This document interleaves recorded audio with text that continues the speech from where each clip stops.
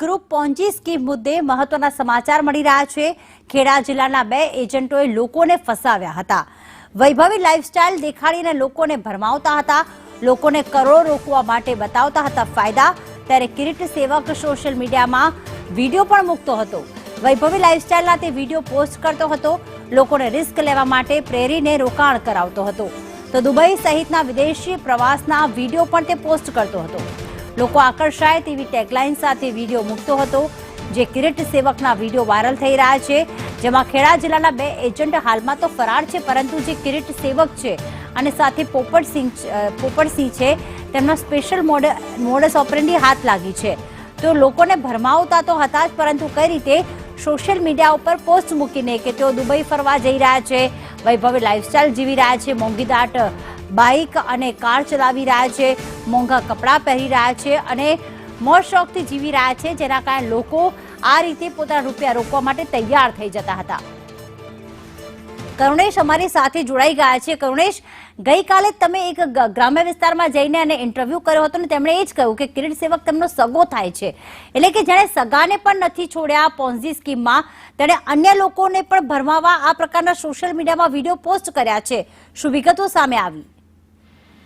જી પ્રીતિ, તો જે રીતે આજે મુખ્ય 2 એજન્ટ હતા ખેડા જિલ્લાની અંદર, જેમાંથી કપડવંજ તાલુકાનું આ ઉત્કંઠેશ્વર ગામ, જ્યાંથી કિરીટ સેવક નામનો એક એજન્ટ અને બીજો હતો પોપટસિંહ સોમાસિંહ ચૌહાણ, જેમાંથી કિરીટસિંહનું જ્યારે સોશિયલ અકાઉન્ટ જ્યારે તપાસ કરવામાં આવ્યું ત્યારે સોશિયલ અકાઉન્ટ ઉપર જે રીતે તેમને પોસ્ટ તે મૂકતા હતા, તે પોસ્ટ પરથી સ્પષ્ટ થાય છે કે તેમની જે વૈભવી લાઇફસ્ટાઇલ છે તે આમાં છતી થાય છે અને તે બધાને લોકોને બતાવવાનો પ્રયત્ન કરતા હતા અને તે લાઇફસ્ટાઇલથી તે પ્રભાવિત કરવાનો પ્રયત્ન કરતા હતા।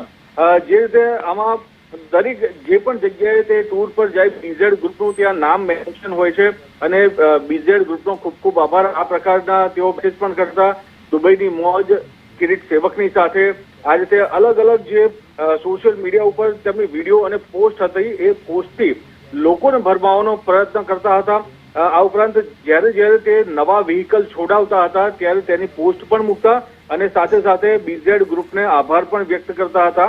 આ પ્રકારની જે પોસ્ટ હતી તે તમામ પોસ્ટ અત્યારે સોશિયલ મીડિયા પર જોવા મળી રહી છે અને આ જ લલચાવીને તેમને જે લોકોને ઠગ્યા છે, એમાંથી એમના જ પરિવારના એટલે કુટુંબીજનો છે, તેમનું જે રીતે ગઈકાલે આપણે સમગ્ર જોયું કે 57 લાખ રૂપિયા ચંદ્રકાંતભાઈ સેવક પાસેથી તેમને લીધા અને તેમના નાણાં રોકાવ્યા આ પોન્જી સ્કીમની અંદર।